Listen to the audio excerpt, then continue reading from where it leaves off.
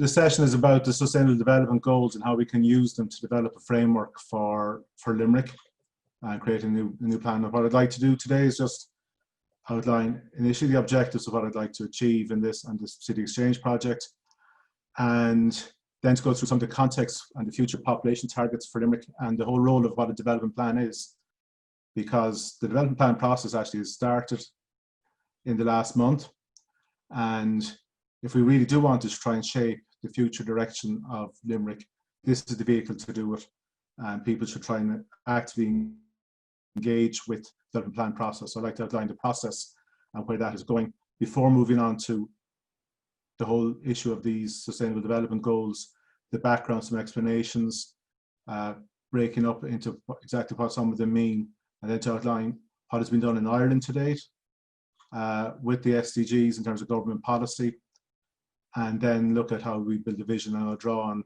one or two examples that we have on it before moving to a discussion. I'll say from the start, while I've been trying to immerse myself over the last number of months in these goals, there's a myriad of resources out there. There's even an SDG Academy for those of you who wish to partake and engage in some exercises on it, but there's a load of resources there that can help everybody understand, including you can find lesson plans for school kids, etc. on it. So if you really do want to find out more, I would just say Google UN SDGs and you will find all those resources. So ultimately, what I would like for people to get out of the sessions that we understand what these SDGs are and how we can apply those to Limerick, because at the minute they're at a global level, they operate for the entire world.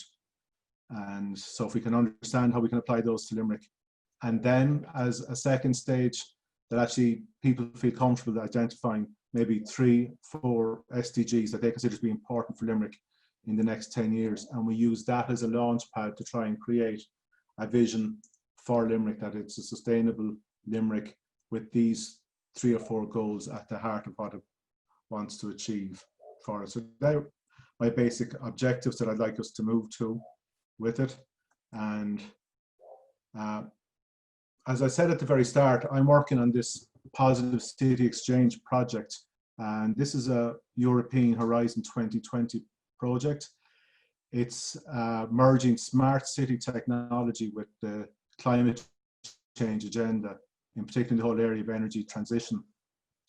And the objective of the project, and we're working with six other cities across Europe, but we're one of the lead cities with a city called Trondheim in Norway, is that we want to move towards the idea of cities being positive energy, and that's where that the energy that they are demanding, that they can generate electricity, buildings and blocks and districts can generate electricity in excess of what they demand. They can be fed back into the system. So communities begin to share energy, they begin to trade it amongst each other, and in that way we need communities. You know, communities come together to make their city a better place, or their community a better place. It starts off with you looking at your initial building, you know, trying to understand how much energy you use, your own consumption of energy. And we're developing models, and we've had sessions earlier on this week that have looked at and helped people understand how energy is consumed. And we move from that to understanding that you can generate electricity within your building, and we're also looking at the whole financial area about how can you pay for this and to maximize the benefits. And we're going to test this in this project at a block level, and hopefully be able to set out a plan for it to be replicated across a district. And if you have enough districts, it moves to the city. But in each case, we're dealing with communities. We need to engage communities, engage people to want to move to this clean energy transition and look at the possibilities that can be achieved within it. So one of the interesting aspects of the project is the whole area of e-mobility, about electric cars, and how actually cars are like a battery. They store energy, and at times they can feed energy into your local grid at high demand times, and then at off-peak times they can take that energy back, and the community can have access to a car sharing system that they may have purchased through the excess energy they've generated. So there's massive possibilities within the project. And over the course of the next 2 years, we'd hope to demonstrate that this can be achieved, and certain elements of it may already begin to be put in place. And we're working with a number of buildings in one block in the city at the minute. But we really want to show people the possibilities for Limerick as a leader in this positive energy movement. And as I said earlier on as well, one of the aspects of this is the concept of a river turbine in the heart of the city, generate electricity to serve a community that would then own this turbine and the electricity it generates. So that is, in a very short, snappy way, the CityxChange project. We have at our disposal a large number of companies and organizations ranging from the ESB, their network section, their innovation section. We have a dedicated community energy company supporting us, as well as a range of IT companies and environmental consultants, etc., to help guide us in this process, and we're equally guiding them on it. So it's a very collaborative project, and I hope people can begin to take an interest in it and help us move to the next stage, which is getting communities actively engaged in positive energy. And critical to all of this SDG movement, so this is really where, and which has motivated the presentation today, is that for the unified Limerick City and County Council. And so this is the first chance that everybody in Limerick will have a say in the development of Limerick. And critical to that, I think, is trying to understand what a development plan is. And as a planner, it's easy for me because I've been working in it, and I've been involved in the preparation of a number of development plans over the years.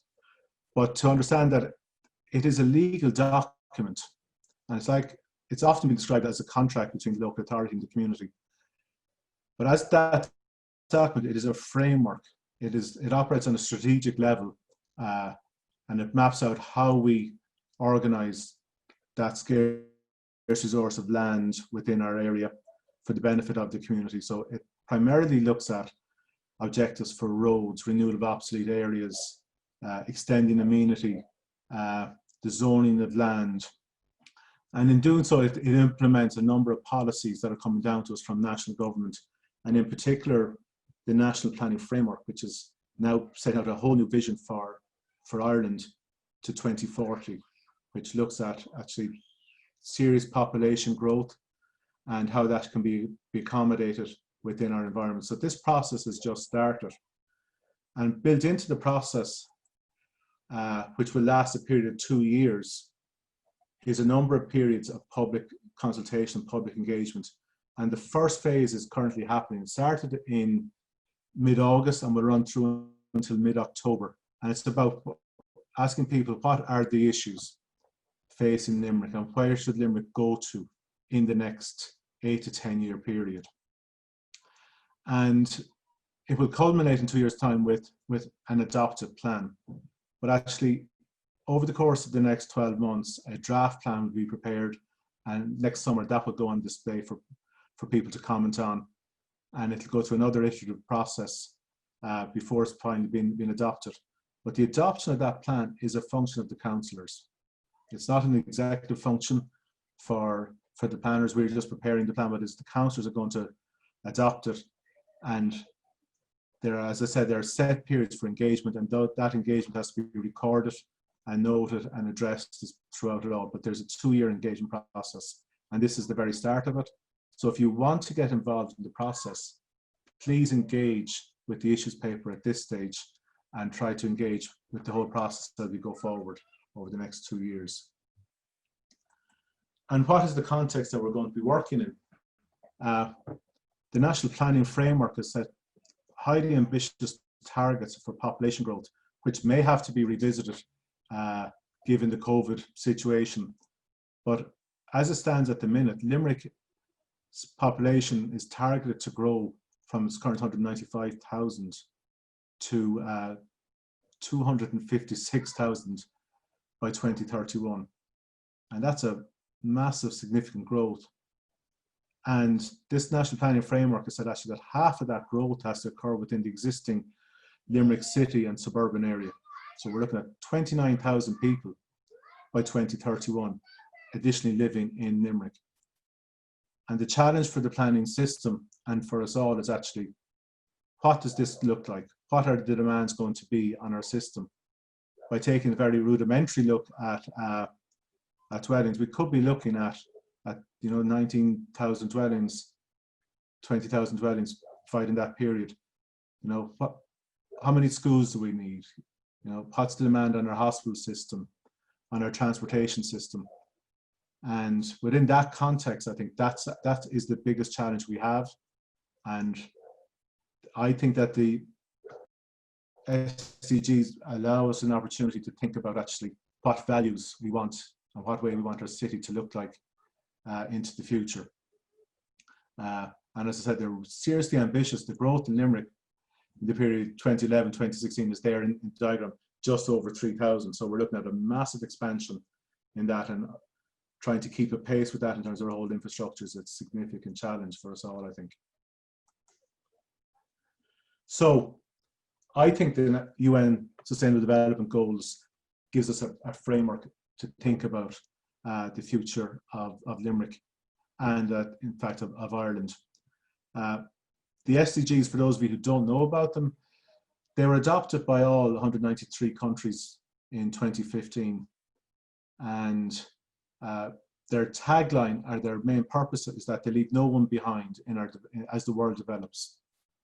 That we actually have to bring everybody together. If we really are serious about sustainable development, that the earth and the world can survive into the future, we cannot afford to leave people behind, our countries behind. We need to end poverty, inequality. We need to protect our planet and injustice.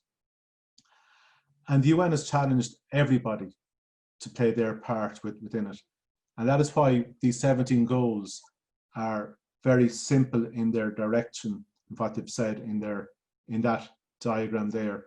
No poverty, zero hunger, health, well-being, education, all the way right up to climate action, affordable energy. We can all relate, I think, to each of those phrases. But if you delve deeper, and we'll look at one or two in a second, behind these goals and these phrases, there are actually serious targets. There are 169 targets under all of this. There's about 10 targets for each of the goals. And there are indicators. How are we going to measure? Because there's no point in having a plan as ambitious as this if you don't have a goal and a target which to measure your progress on.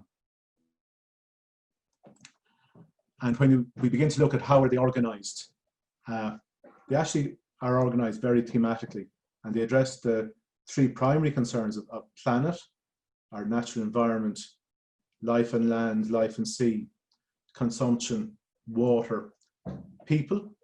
We are intrinsic to the whole planet, so our own education system, hunger, health, well-being, inequality, prosperity, the economy to support us, and the two linchpins being peace, because there are lots of conflicts within the world, and critically partnership. We cannot achieve the objectives of sustainable development unless we're all working in it together.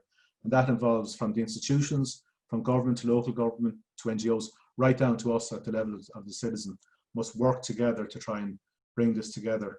And so these themes are entirely interrelated. So therefore, when we begin to look at the SDGs, and you look at any one of them, in fact, they relate to all others. And when you look at the actions that you may do that you may consider addresses an issue like green space in the layout of a housing estate, well, actually that impacts on health and well-being. It impacts on life on land in terms of the biodiversity and how you begin to work on it, etc. And this diagram tries to show aspects of all of the other SDGs and how they can impact on good health and well-being. And it looks at education is a critical part to health and well-being. Climate resilience and climate action impacts on our own health and well-being. Access to food, clean water, all have serious impacts on our own good health and well-being. So when we begin to select SDGs that are important to us, it is just a nuance almost, because the actions that we take under one SDG allegedly, it's an action under all of them. And I think that is really, really important for us to understand, that when we pick them, there's no right or wrong in it. There's no wrong. All of our selections are actually correct because they'll address all of the 17 goals contained within the SDGs. I spoke earlier on about what are the targets contained under each of the SDGs, and I just picked the poverty SDG number 1, and I've just outlined some of the targets. There's way more than this, but on a global level, its target is to eradicate extreme poverty, and that's measured by people living on less than $1.25 a day. So that's at a really international global level. That's the target. As we move down to national targets, it's to reduce at least by half the proportion of people living in poverty according to national definitions. So now we begin to see the SDGs going from a global target down into national, actually, that we, Ireland Inc., must work on the number of people living in poverty as we define it, not on a global target. And then an aspirational target about the resilience of people, building resilience into our system, especially people's exposure to climate change, extreme events such as COVID and we're experiencing today, that actually our systems should be able to, should target the less well-off in our communities that are affected by these massive shocks that we're currently experiencing. And then how do we measure those targets? Again, on the international level, it is the proportion of people living below international poverty line, which is that $1.25. At the more national level then, it is our national definitions of poverty and access to basic services like water, like sewerage. In certain countries that can be broadband, is seen as now a basic service, transportation. And again, back up onto the more global side of stuff, how much of government spend are we putting into essential services such as education, health and social welfare, is a sign of how seriously we as a society are taking the issue of poverty and protecting the most vulnerable in our society. So that is an example, and that runs through all of the 17 goals. And I said you can, just by Googling this, you can find all of this information and the targets that are there under each one of them. And as we move then to see what Ireland is doing about the SDGs, we signed up to them in 2015. And I don't know if anybody knows, we actually have a Sustainable Development Goals National Implementation Plan, and we've reviewed that at the start of that process in 2018. And it does contain a vision for Ireland. The vision statement actually runs to nearly 2 pages, and I just tried to pick out a few of the key themes, and the red is my own work on that, but you do see this whole idea of inclusive society, an emphasis on the quality of life and of our shared environment, of equal rights for children, an emphasis on education and training, health and well-being and health inequalities, addressing that whole issue of poverty, and then looking at climate, low carbon, climate resilience, a sustainable economy, and on the more external face of it, that we work for a fairer, more just, more secure, more sustainable world, reflecting in our membership of the UN and taking those responsibilities seriously and improving our development aid that we that we issue out. So they're the main, that's the vision statement within it. And it has begun to be mainstreamed into a number of national policies and strategies. So with the National Climate Action Plan, clearly addresses the whole goal around climate change. But the National Planning Framework, which is underpinning the development plan process we're doing, has integrated the Sustainable Development Goals into its objectives and into its policies. And what it has done actually is that it's examined these 17 goals and produced 10 strategic policies around this whole area of development and planning. And they're largely centered around SDG number 11, which is sustainable communities and cities. But you see it is underpinned by commitment to climate change, responsible consumption, education, and economy. So it is an example as to where SDGs have been used and adapted at a national policy level and brought down into sort of, to want to, much better phrase, planning speak, to explain where they want the future physical development of the country to move towards. But underlying all of the information within it are the targets. And again, if you are interested on it, there's a fantastic website called the GeoHive, and that does provide you with a lot of geographical information about the various SDGs and our progress in achieving them. And they have produced a number of really nice infographics explaining Ireland's progress to it. And I've just taken 3 of them that I'll run through quickly with us, with everybody. SDG number 1, no poverty. So the sort of areas that we begin to look at are the percentage of homeless people within the country. How are we faring with respect to poverty rates? And again, what you see there is the targets within the Irish plan. SDG 1.1.1 is about consistent poverty, at risk of poverty and deprivation. And then the other indicators that you begin to look at when you look at poverty are the amount of money that government is committed to, in this case, on poverty reducing programs and also on pensions, you know, addressing the needs of our older people in particular.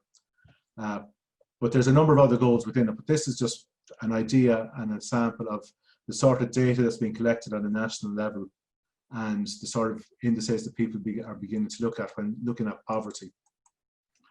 With respect to hunger, the map on the left shows food insecurity or food poverty within the country and the extent within it.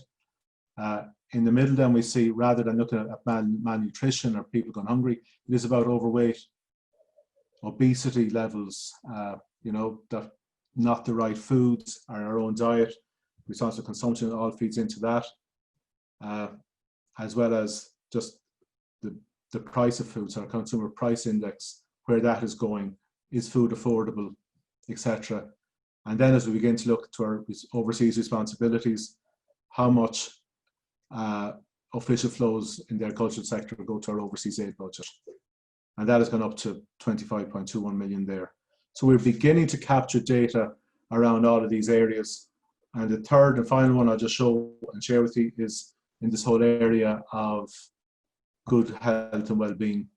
And this was produced in May this year, so it's fairly well up to date. We see COVID cases, the prevalence of it. But then as we move on to the other areas, our relationship with alcohol and with tobacco, and measuring that and seeing it as a trend over time, you know, we see that alcohol consumption has gone up and gone down in the period measured there, and the underlying trend.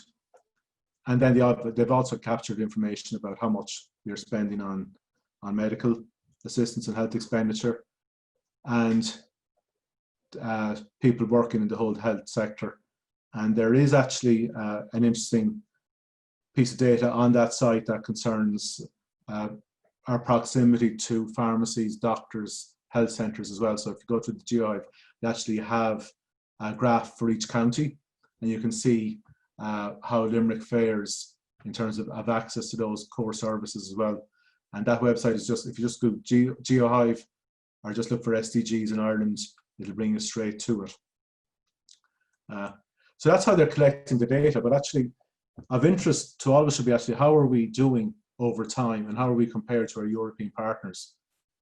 And you can find more data on this, and the website is there, but it's Eurostat, and if you can just Google Eurostat SDGs, you will find access to a large number of graphs and data around where Ireland is vis-a-vis our 27 European partners. And I've just picked two here where Ireland exceeds, one for the better, one for the worse.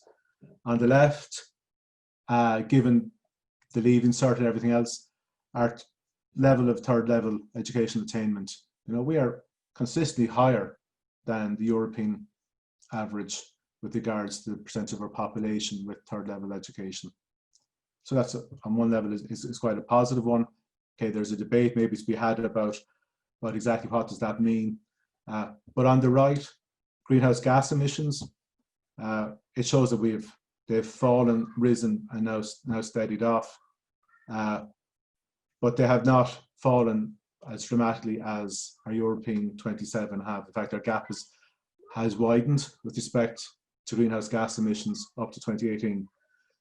And by using those comparisons, we can actually see where our progress really is. So when we do begin to look at what our targets should be, how well we're progressing, it is always worthwhile to keep an eye on what is happening at a national level, European level, and international level. As I said, loads of information is available for those of you who are interested in it, and it can actually clearly point to where Ireland is at, and we can then try to drill down into national figures to see where we're at in Limerick, if that data is indeed available. So that's just a whistle-stop tour in terms of the SDGs at the international level and how we've applied them in Ireland to date. But what I'm really interested in trying to do is developing this vision for Limerick around the SDGs. And a lot of cities and countries have begun to adapt them into their process of making new plans for the city and divisions. And some countries have gone as far as developing their budgets around the SDGs. So actually they take their education budget and actually apportion it out amongst how it impacts on all the SDGs. And it's quite an interesting way of doing that. But in the city of Helsinki, and their document is there as well, From Action to Agenda, and it is in English, which is really, really good and is really accessible. But what they have done actually is that they have gone back to their strategic objectives and set out exactly what do they want for Helsinki. And they've narrowed it down to these 10, 12, these 14 objectives for them as a city. And it reflects the fact that government in the Nordics have responsibility for health, education, policing, etc. And therefore it reflects a lot of their government systems. And what they've done is actually they've applied those objectives and put them against various SDGs, so they can begin to see the interrelationships that they have back to the SDGs and what SDGs are most important and most relevant to the future of Helsinki. And they've developed plans now in and around certain SDGs that looks at the subheadings within it that relate back to the strategic objectives for the city of Helsinki. And that document that I showed there earlier just looks at two, I think, of the SDGs, particular education and their progress under that heading, and looking at how does that impact health and learning and well-being. So it's a really fascinating way in which they have tried to incorporate and embed SDGs into their planning and their thinking about the future of their city and taking plans off from it. So for Limerick, how are we going to create this vision? And what I'm proposing is that our starting point should be the SDGs, the 17 goals. And rather than taking all 17, that actually we try to localize and prioritize at this stage what we consider are the SDGs that are most relevant to Limerick, and then begin to prioritize actually of those 4 or 5 SDGs that we consider to be the most important for Limerick, actually prioritize those out to 1, 2, 3, 4, 5. And that gives us a very good starting point as to where and what is important for Limerick. And at this stage of issues generation as part of the development plan process, I think that would be a fantastic achievement if we could get to that point. What would happen after that is that through, again, engagement in similar events like this, hopefully in person, as well as that, we begin to explore those SDGs that we've selected for Limerick. What do they mean? What KPIs can we put against it? So what data, what goals can we attach to those SDGs? And can we measure those goals? Critically, I keep coming back to this idea, there's no point in having a goal and a target if we can't measure our progress towards achieving it. So the next stage of it is, once we prioritize, will be that we begin to examine how can we measure that goal and what does that goal mean? And when you have that, we can then be in a position that we can frame a vision statement for Limerick, which is a sustainable Limerick that takes that with the following priorities, and then what do these priorities mean? And some of those targets that we should always keep in mind when we're assessing or producing any other plan or policy is, does it impact on these 4 or 5 targets? So we're beginning to streamline our policies in and around the SDGs. And then when we have that vision statement set out, is what are the actions that we need to take on board? You know, do we need to produce a plan or a policy around certain elements or certain targets that are contained within our vision statement? For instance, transportation. And there is a transportation plan for Limerick currently out for consultation. And, you know, maybe, and you've always got to start somewhere. And so that plan is out there. It's not bedded back to the SDGs, but actually at its core, it does have a modal split, climate action, but there may be other plans that need to be developed, or policies that need to be developed around some of the SDGs. And as part of the CityxChange project, we are committed to producing a positive energy plan for Limerick City. So that is a key output of the project. So we will look and see actually what does an action plan around positive energy look like? You know, will it have impacts into the whole development control system for the city centre, where you could see developments actually having to produce an energy statement about how it's going to use it?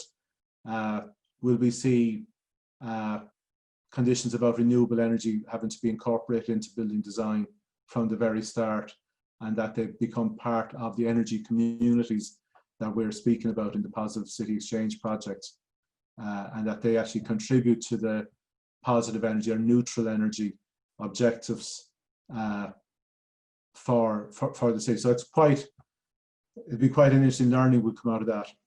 But fundamentally is that by next spring, that we're in a position that we can feed the results of this engagement back into the draft development plan by next summer. So that would be the ultimate ambition out of this process, that we're commencing with the development plan, but actually we're going to move a bit outside the development plan after October, because the planning department have to write the plan, and the statutory and the legal engagement mechanisms just says the next formal engagement won't happen till the summer. But what I'm proposing is that through our urban innovation section, that we will continue a level of engagement with people around these next 2 stages within the process, that we keep the door open, we keep talking, and we hopefully get a common understanding of something that we can feed into our development plans. So that's a process I hope that people can relate to. But critically at the minute, and I keep coming back to this, the development plan is where these come out and this get incorporated into policies. And if we don't get involved in it, and if ye don't get involved in the process, then you're missing out on a serious opportunity. So this current window is open until the 12th of October. And within the issues paper, the very first question that's asked is, what is your vision for Limerick? And you are actually asked to select sustainable development goals that you consider to be important for Limerick. So please let us know what you think.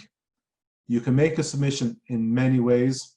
Online, you can go to simply mypoint.limerick.ie, and there's a submission link within it.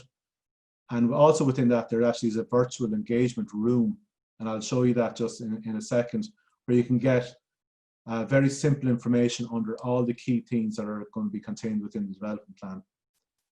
Alternatively, you can email devplan@limerick.ie with your opinions and your thoughts, or if you prefer, put it in writing using the tried and trusted method of pen and paper or ink and paper to get in. But the deadline for submissions is the 12th of October, and I can't stop encouraging people to engage with the process of the development plan. And from my perspective is that when that closes, we will begin to assess what people have said about their vision for Limerick. And towards the end of October into November, we will commence engagement around the next stages of understanding the SDGs and putting the targets together and creating that vision that we can try and then feed back into the development plan process in its publication of the draft by next summer. You know, so using basically our position as being part of the local authority to feed and to continue to engage with the public to feed back in opinion into the process by next summer, and hopefully the SDGs are embedded within the development plan by that stage. This is a picture of the engagement hub. It's being developed in partnership with Arup Consulting, who have an office here in Limerick, but they're also, their Spanish office actually are partners with us on the project and are very expert in the whole area of SDG transitioning. But they have developed these virtual engagement rooms where you can move around, look at posters, there's some video content within it about the various issues in the development plan, and I would actively encourage people to go in and engage with it. And you just move around the room, you can click and enlarge some of the posters, and actually in part of the room then there actually is a button where you can make a submission on the plan. It's very user friendly. I've managed to do it. I've even managed to get my kids to go online and begin to see if they could interact with it. Basically, they're all tech savvy and they're all under the age of 20 and they're well able to do it. But please engage with the process. I'd actively encourage it. That's, I think, is enough talking from me